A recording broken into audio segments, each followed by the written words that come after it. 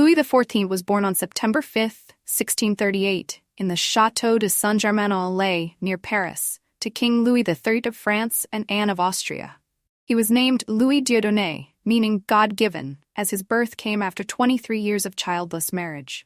He was the first surviving child, and as the legitimate heir, he held the title of Dauphin of France. His father, Louis XIII, died in 1643, making the young Louis XIV King of France at the tender age of 4.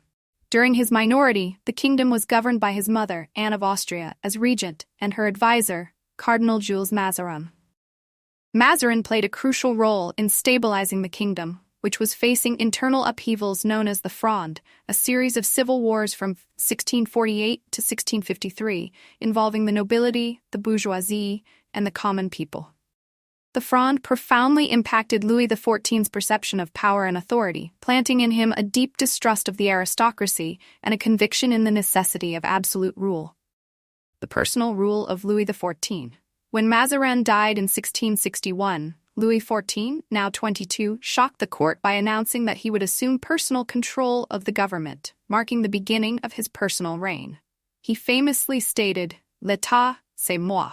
I am the state," reflecting his belief in the divine right of kings and the absolute power of the monarchy.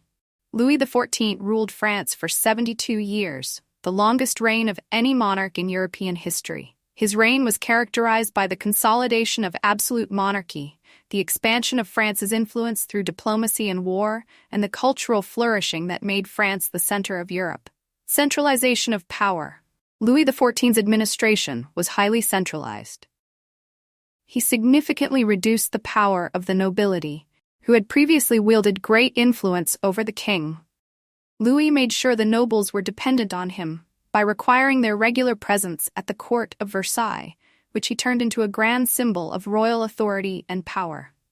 This strategy kept potential rivals and dissidents close under his watchful eye, preventing them from conspiring against him. He replaced high-ranking nobles in key positions with professional administrators, many of whom came from the bourgeoisie or lower nobility, ensuring loyalty to the crown. Louis personally supervised the workings of his government, demonstrating a strong interest in the details of administration, finance, and diplomacy. His ministers, such as Jean-Baptiste Colbert, Finance, Hugh de Lyon, Foreign Affairs, and Michel Letellier, War, were capable, loyal, and operated under the king's direction. The Palace of Versailles, one of Louis XIV's most enduring legacies, is the Palace of Versailles. Originally a modest hunting lodge built by his father, Louis transformed it into an opulent palace that would become the seat of his government.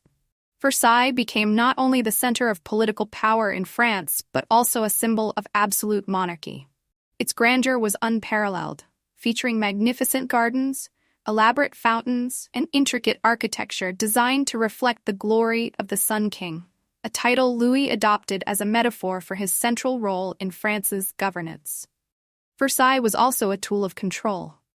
By forcing nobles to reside at the palace, Louis kept them distracted with court life and ceremonies, ensuring they had less time or means to challenge his authority.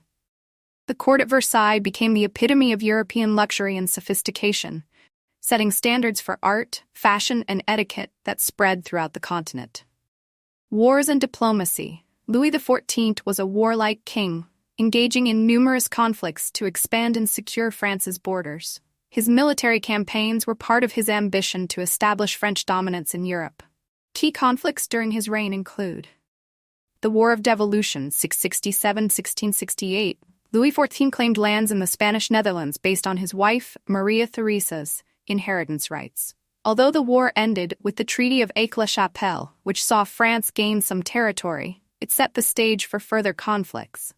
The Franco-Dutch War, 1672-1678, Louis sought to weaken the Dutch Republic, one of France's main economic rivals.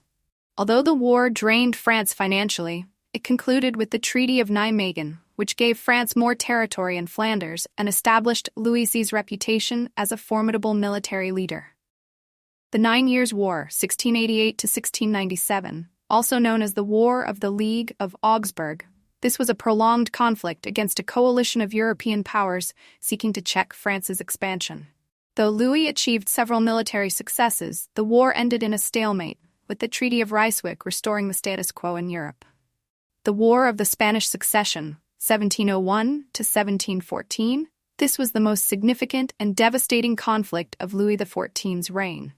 When the Spanish King Charles II died without an heir, Louis sought to place his grandson, Philip of Anjou, on the Spanish throne. This led to a massive coalition war involving many European powers. Although the war was long and costly, it ended with the Treaty of Utrecht in 1713, which allowed Philip to become King of Spain, but under the condition that the French and Spanish crowns would never be united. Louis XIV's wars expanded France's territories, including key regions such as Alsace and parts of Flanders, but they also exhausted the country financially and strained the population. His foreign policy, marked by both diplomacy and aggression, was aimed at making France the dominant power in Europe. Domestic reforms and absolutism. Domestically, Louis XIV's rule was marked by efforts to strengthen royal authority and centralize governance.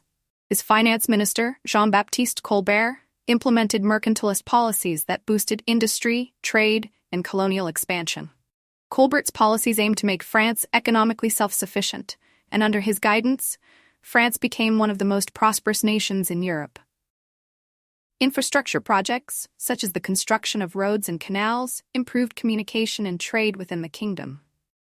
Louis also reformed the legal system and sought to unify France under a common set of laws, reducing the power of local parliaments and regional authorities. His reign was marked by a strict enforcement of royal edicts, and he often bypassed traditional institutions of governance, such as the Estates General, which he never convened during his reign. Religiously, Louis XIV was a devout Catholic and sought to impose religious unity in France. In 1685, he revoked the Edict of Nantes, which had granted religious tolerance to French Protestants, known as Huguenots. The revocation led to widespread persecution of Protestants, with many fleeing the country. This decision had significant economic consequences, as many Huguenots were skilled artisans and merchants, and their departure weakened France's economy in the long term. Cultural patronage. Louis XIV was a great patron of the arts, and his reign saw a flourishing of French culture. He supported artists, musicians, playwrights, and architects, leading to what became known as the classical age of French culture. Under his patronage, figures like Molière, Racine, Lully, and Lebrun created masterpieces of literature, music, and visual arts. The king himself took a keen interest in the arts, often commissioning works that glorified his reign. His desire to control the image of the monarchy extended to cultural life, and he founded the Académie Royale de Peinture et de Sculpture and the Académie Royale de Musique to oversee the arts in France. His reign marked the height of French cultural dominance in Europe, with Versailles becoming a center of intellectual and artistic life. Legacy and death. Louis XIV died on September 1, 1715, just days before his 77th birthday, at the Palace of Versailles. He was succeeded by his great-grandson, Louis IV, as his son and two grandsons had predeceased him. By the end of his reign, France was both the most powerful and the most indebted country in Europe. While Louis XIV had successfully centralized the monarchy and expanded France's influence, his wars, lavish spending, and authoritarian rule had placed heavy burdens on the French people. Thank you for watching. Please subscribe our channel